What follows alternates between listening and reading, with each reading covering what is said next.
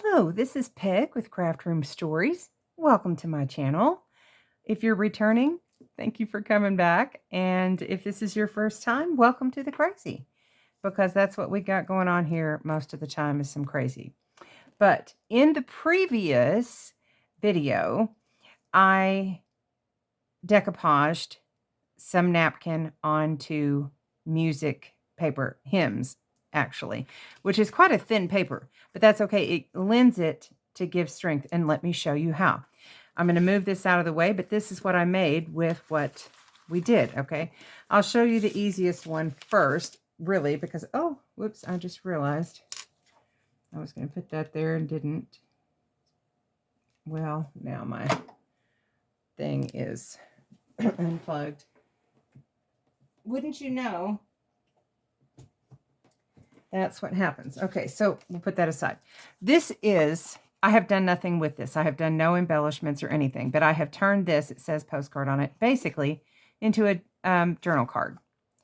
I just backed it with some cardstock that I had coffee dyed previously, and then it is ready to embellish and put in a journal any given time. You could do stamping on the back of it. You could do whatever. It's just, there it is. Okay. The other one that is kind of like that, I haven't done it a lot with, but I put a little black lace because this was a lot of black on this, and I just thought that was really pretty together. Again, could do something. I haven't covered that up. I just am leaving it kind of like that. Anyway, those are the basic ones. Now, I have done the little ones. I made, you know, little bits and snippets, and I will show you what I've done. Okay, here's one. This could be on the side of a page, you know, as just a decorative edge strip. This could be the start or a decoration on a tag or on the front of anything. It has a little bit of bulk, if you can see. Not a lot. I'm not concerned about it. I make a lot of ring-bound journals, and that wouldn't matter in a ring-bound journal. Now, if you're making one with kind of some fragile papers, you might want to use that on the outside, you know, decorating the cover or something like that. But anyway, that's that.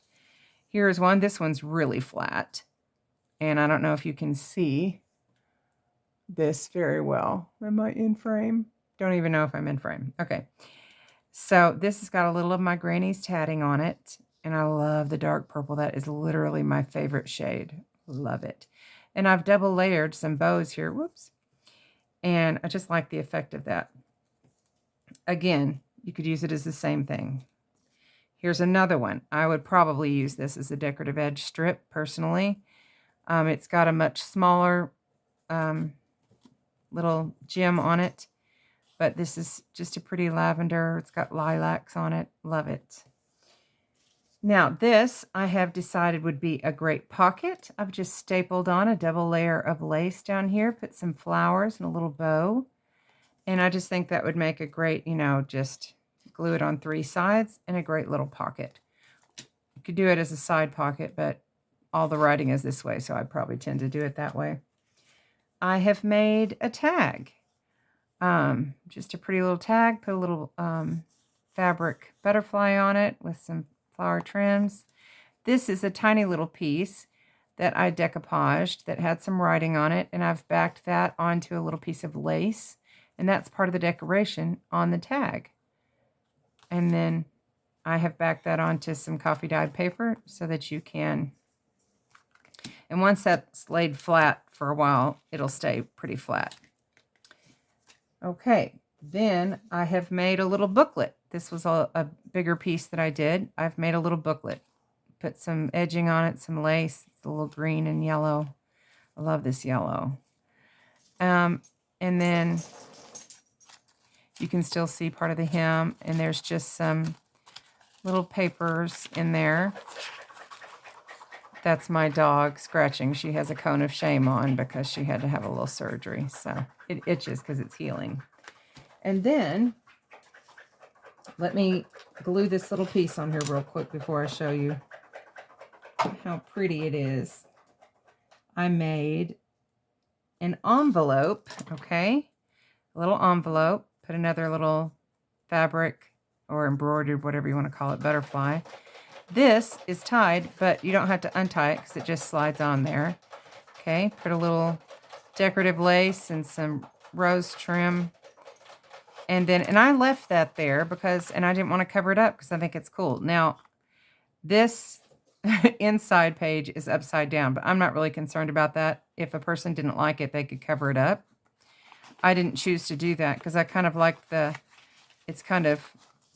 love the feel of it, and I didn't want it to be stronger. It's pretty strong as it is. Now, you could sew around this, and that wouldn't be a bad idea, just to also add the strength along here, and plus it would look nice with some stitching.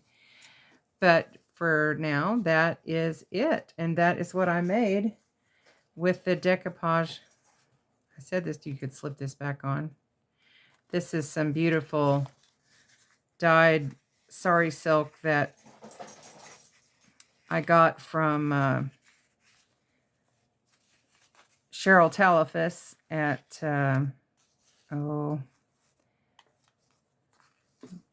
the Journal Cottage. That's what her channel is. She made this, and she sent that to me in something that I won, and she added some stuff to it, and I just think it's so delicate and beautiful. Anyway, that made a pretty little envelope, and that's what you get. Things that you can do with decoupage. There's so much more. You should look up, if you're interested in it, you should look up decoupage with napkin. I just typed in decoupage with napkin into the search bar of YouTube just to see what they had out there.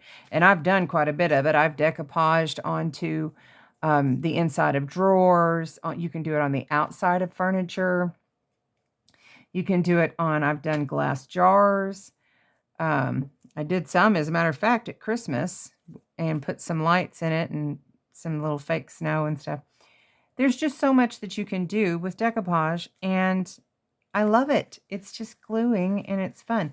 And there's different techniques. You can do what you want. I happen to really like the kind of rough texture of this, but if you really, like if you're doing somebody's, like if it has a face, like a bunny, for instance, I actually decoupaged a couple of little tiny bunnies on a boiled egg at Easter this time, just to see what it would look like. It was so cute. I wished I had had a picture of that. Alas, it got eaten. But anyway, that's just a little short little snippet of what you can do. And I hope that you will also go and do some decoupage. Put your hand in it. It's so much fun. And check out all the different mediums and different ways that you can do it. All right, y'all. Have a good day. Bye.